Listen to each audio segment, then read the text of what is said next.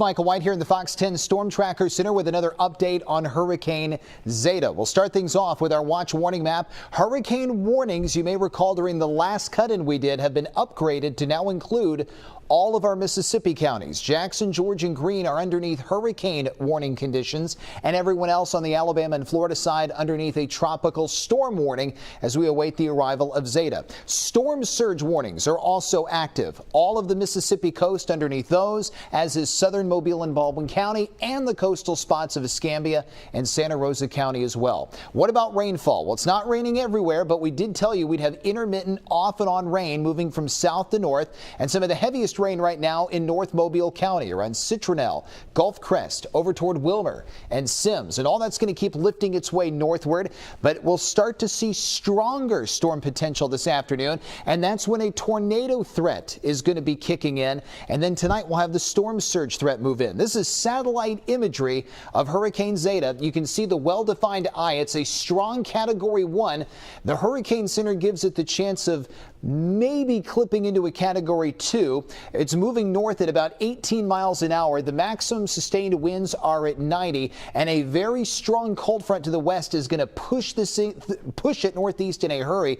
Look at how much ground it covers in a 12-hour time span. 7 o'clock tonight, it's expected to be right over New Orleans. So we're not going to get a direct impact from this, but because we're east of the center, we're going to end up with strong south winds. That's what's going to bring in the storm surge threat, and then we're also going to have the tornado threat on top of that, in addition to rain and tropical storm force winds. The strongest winds will be for those of you west of I-65. And then look at how much ground it covers in 12 hours. This thing is going to zip across North Alabama, move across Birmingham, move into North Georgia, and then around Knoxville, Tennessee by daybreak Thursday as a weak tropical storm with maximum sustained winds of around 45 miles per hour. So this feature is going to be moving in and out in a hurry, and thankfully it's going to be moving out fast, so hopefully we don't get too much damage. But we're going to hand it over to Matt Barentine right now, who's in the StormTracker Center. Matt, you know, you're going to show us the latest run of the FOX10 Futurecast, and I was showing the satellite imagery. You can start to see that eye getting a little more defined again. It had faded away, and now it's coming back. Yeah, and certainly it shows up very well in the 3D imagery. You can see how it deepens right there.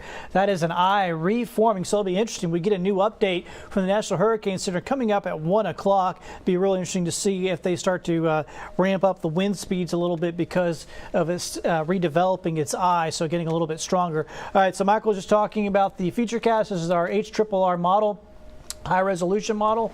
4 o'clock. That's when it's likely to make landfall right there in around Grand Isle, Louisiana. It's going to work its way across New Orleans east and into right around the Slidell, Bay St. Louis area. That's around 8 o'clock tonight. Well, let's first get our rain bands this afternoon. We'll have, once again, the tornado watches up throughout the afternoon for those first initial rain bands. But the really heavy stuff will start coming in later on, around 7 or 8 o'clock tonight. That's when we'll start seeing the heavier bands as that center of circulation gets closer to us. That's 9 o'clock. You can see heavy rain, especially in the western half of the area. 10 o'clock, center of circulation near Hattiesburg, and you can see heavy rain, inland counties. And then we get to 11 o'clock, it starts to move north of 84, and then we get to midnight. Look at this. That's how quickly we're talking about. We're going to start with the nasty stuff around 7, 8 o'clock. We might be done with it as soon as midnight, at least the worst of the stuff. So it's going to be a very narrow window of when we're dealing with this, the worst of the weather. Tonight, from about 7 to about midnight, that looks to be the window of the roughest showers and storms. We'll talk more about that, of course, as we go throughout the day. We're going to have more updates. Thanks a lot, Matt. And he's right about that thing moving out quickly. The cold front is going to push it out, and look at how much better our weather is going to be. The sky clears on Thursday morning, and then we're down into the upper 40s Friday and Saturday morning. The high temperature Friday, we don't even get back to 70 degrees. Halloween weekend looks excellent. Good trick-or-treating weather. Don't forget this weekend we also fall back to standard time. And to start November off, we're going to have sunshine, cool mornings, pleasant afternoons, and for now, good-looking weather on Election Day Tuesday. Of course, we'll keep doing these updates every 30 minutes. Right now, we want to bring in one of our Fox 10 News reporters, Brendan Kirby. He's live right now on Dauphin Island. Brendan, you know, we were talking about the fact that since this thing's going to move in so quick, we're almost not going to see the impact start until right before this thing moves in. So as of now, are things still calm, or have you seen any changes? Yeah, Michael, things are actually pretty calm. The winds picked up a little bit, but for the most part, we're at the Dauphin Island Marina. Things are calm. As you can see behind me, this marina had an awful lot of damage from Hurricane Sally, so that's still fresh on people's minds. And folks basically just doing some last-minute preparations. Walt Shannon, who lives just over the bridge on the mainland, was filling up gas tanks on the island. He wasn't overly concerned, but he wasn't taking anything for granted either. This one's moving pretty fast, so it shouldn't be anything to worry about, I hope. But we've said that before, and look where we're at now. So you're not taking any chances here with just being ready? Not at all, man. I'm going ahead and filling up the tanks, getting it ready, generators sitting at the house, warmed up, and just hope for the best and prepare for the worst. Mayor Jeff Collier told me earlier this morning that his two biggest concerns are the flood-prone west end of the island and visitors who might not have a lot of experience with tropical weather. And we'll, of course, have a full report coming up at Fox 10 News at 4 and 5. Right now, we want to head over to Ashland Irons in Gulf Shores. And Ashland, what do things look like over on that side?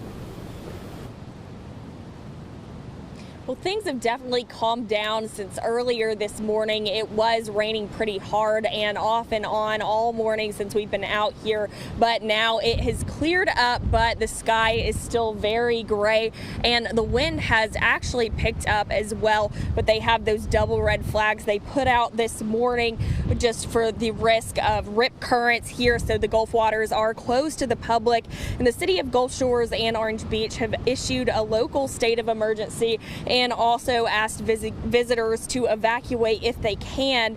But I am told Orange Beach is closing all of its city facilities starting in about an hour, and Gulf Shores will follow at 2 p.m. But it's not too late to stop by the city store in Gulf Shores or City Hall and get your hurricane decal.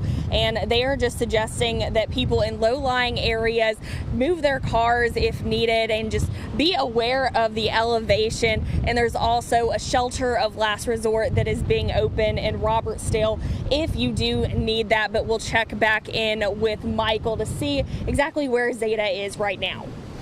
All right, thanks a lot, Ashlyn. Well, Zeta, of course, still offshore, and you got that well-defined eye, so we may see some last-minute strengthening before it makes landfall, but it's running out of time because landfall is going to happen at 4. And for those of you who did not see any storm surge or flooding during Hurricane Sally, a lot of that was around Bayou Sara, the Mobile Bay, Mobile County, and that's because Sally made landfall in Gulf Shores and then went northeast, so most of the area had north winds. It blew the water out.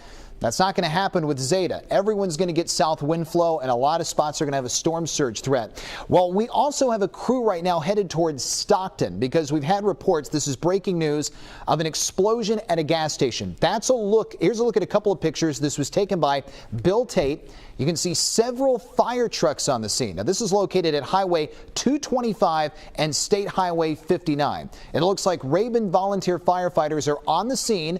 They are spraying down what's left of the structure. Now, in the second picture, you can see what looks like the front of a burned up fuel truck. And Fox 10's Hal Sherrick is on his way to that scene. We're going to have updates on this soon. Of course, we'll have another update on Zeta coming up shortly after 12:30. For meteorologist Matt Barentine and meteorologist Michael White, we'll send you back to programming right now.